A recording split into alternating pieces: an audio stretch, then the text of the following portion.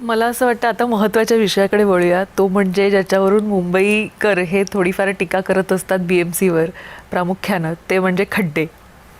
तर का वारंवार मुंबईच्या रस्त्यांवर असे खड्डे पडतात आणि इतकी आपली महानगरपालिका अनेक एक्सपेरिमेंट्स करत असते, तर इथं का अशी नवीन प्रणाली आपण नाही आणू शकत आहोत की जेणेकरून रस्ते जे बेसिक आहेत, जे प्रगतीचं माध्यम आहे, ते त्याच्यावर खड्डे पडणार नाहीत? मी या विषयावरचा तांत्रिक तज्ज्ञ नाही, त्यामुळे मी तांत्रिक पद्धतीने याचं उत्तर देणार नाही. आणि रस्त्यावरती खड्डे आहेत ते कसे होतात, काय होतात, या गोष्टीचं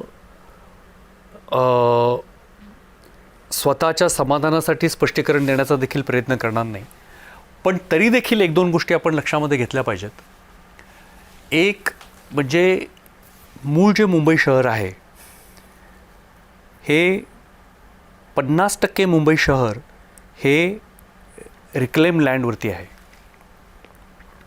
भराव टाकून बनलेला आहे. आणि जवळपास 25% उपनगराचा भाग हा देखील भराव टाकून बनलेला आहे. त्याच्यामुळं ज्या वेळेला नैसर्गिक परिस्थिती अशी निर्माण होते की समुद्राचं पाणी, पावसाचं पाणी आणि त्या पाण्याचा होणारा निचरा, ह्या गोष्टींचा ताळमेळ लागत नाही, त्यावेळेला अर्थातच हे पाणी शहरामध्ये तुंबून राहतं आणि त्याचा फार मोठा परिणाम हा रस्त्यांच्या दर्जावरती होतो. आणि मी सुरुवातीला म्हटलं त्याप्रमाणे हे पूर्णपणे स्पष्टीकरण नाही आहे. ह्याचा अर्थ रस्ते खराब असावेत असा बिलकुल होत नाही, पण त्यामागची जी एक नैसर्गिक परिस्थिती आहे ती मी समजून सांगायचा प्रयत्न करतो आहे की आपल्याकडं थोड्या दिवसामध्ये फार जास्त इंटेन्सिटीचा पाऊस पडतो, नक्कीच पाणी तुंबतं. या व्यतिरिक्त आपले फार मोठे प्रकल्प चालू आहेत, अतिक्रमणं झालेली आहेत. त्याच्यामुळं या सातत्यानं वाहतूक असणाऱ्या रस्त्यावरती आपल्याला तात्पुरती उपाययोजना म्हणून ते रस्ते ताबडतोब दुरुस्त करावे लागतात. आणि मग ते ठिगळं लावल्यासारखे आपण ते खड्डे भरतो आणि ते परत काही दिवसानंतर उखडले जातात. यावर ब्लॉक्स आहेत आपल्याकडे, आता बंद झाले पेवर ब्लॉक. आता काही जुने शिल्लक राहिले असतील, ऐतिहासिक तेवढे असतील. आता नवीन पेवर ब्लॉक टाकायचे आपण बंद केले. यावरती उपाय म्हणून काही वर्षांपूर्वी अर्थात कॉन्क्रिटीकरणाचा हा जो काही प्रकल्प आहे हा पूर्वी देखील महापालिकेने राबवला होता, पण नंतर बंद केला होता. वेगवेगळ्या कारणामुळे बंद केला होता. पण नंतर असं ठरवण्यात आलं की खड्ड्यांवरती सर्वात प्रभावी उपाय म्हणजे रस्त्याचं कॉन्क्रिटीकरण करणे. आणि म्हणून गेल्या काही वर्षामध्ये शहरातल्या कॉन्क्रिटीकरणाचा महत्त्वाकांक्षी प्रकल्प महापालिकेनं हाती घेतलेला आहे.